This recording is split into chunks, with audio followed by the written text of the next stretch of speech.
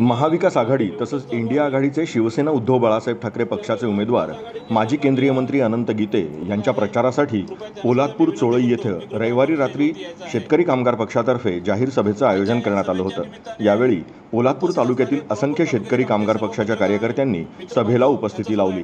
तसंच महाविकास आघाडीचे कार्यकर्ते देखील यावेळी उपस्थित होते।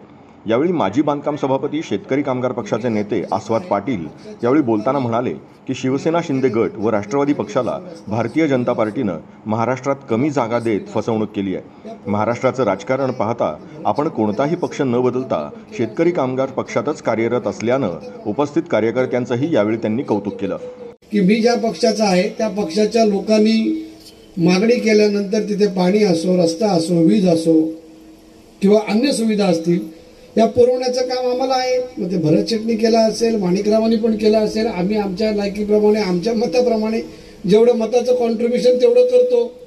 ही फॅक्ट आहे। सगळे व्यापारी झालेले आहेत। समाजकारण कोणच करत नाही। मी तर 1% समाजकारण करत नाही, 100% राजकारण करतो। कोणाला मागितल्यानंतर मत मागायला मी जातो। समाजकारण कधी होईल जेव्हा केलेल्या कामाच्या बदल्यात जर कोण काय मागणार नाही आणि केलेलं काम हे स्वतःच्या उत्पन्नातून असेल तर ती समाजसेवा आहे। जशी तुमच्या वेळेला पूर आला, पुरामध्ये बऱ्याच लोकांनी तुम्हाला मदत केली, मुस्लिम बांधवांनी पण बऱ्याच मदत केल्या, पण त्यांनी त्याच्यामधले कधी काय तुमच्याकडे मागितलं नाही। ती झाली समाजसेवा।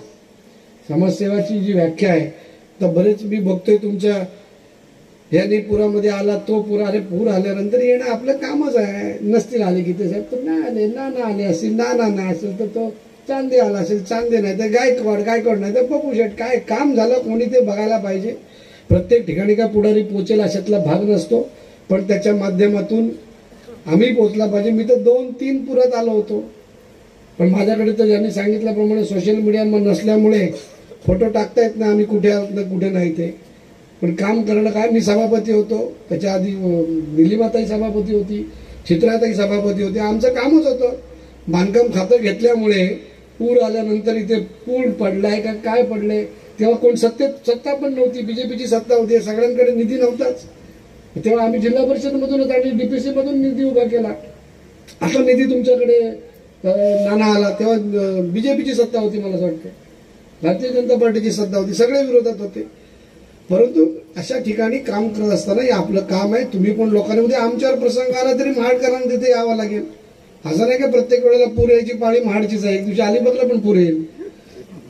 सवय पुराची सवय पुराला पण पाहिजे की ज्या ज्या तालुक्यांना आता महाड असेल, पोलादपूर असेल, माणगाव असेल, त्या तिन्ही तालुक्यांमध्ये गाव बैठकांच्या माध्यमातून फिरत असताना निश्चितपणानं मला आनंद या गोष्टीचा आहे की हे मी बोलत नसून ही जनताच या ठिकाणी बोलते आहे की जे कोणी विरोधी पक्षाचे उमेदवार असतील किंवा नेते असतील, जर का आज आपल्या गीते साहेबांबद्दल असा प्रश्न उपस्थित करत असतील तर त्यांना आपण आमच्या समक्ष घेऊन आणि आम्ही त्यांना दाखवतो की गीते साहेबांनी आजवर केलेली कामं काय आहेत। त्यामुळे आपण सगळ्यांनी जागरूक राहणं अत्यंत गरजेचं आहे। आज माझ्या महिला भगिनी या ठिकाणी उपस्थित असताना ही निवडणूक आपल्या महिलांसाठी खूप महत्त्वाची आहे।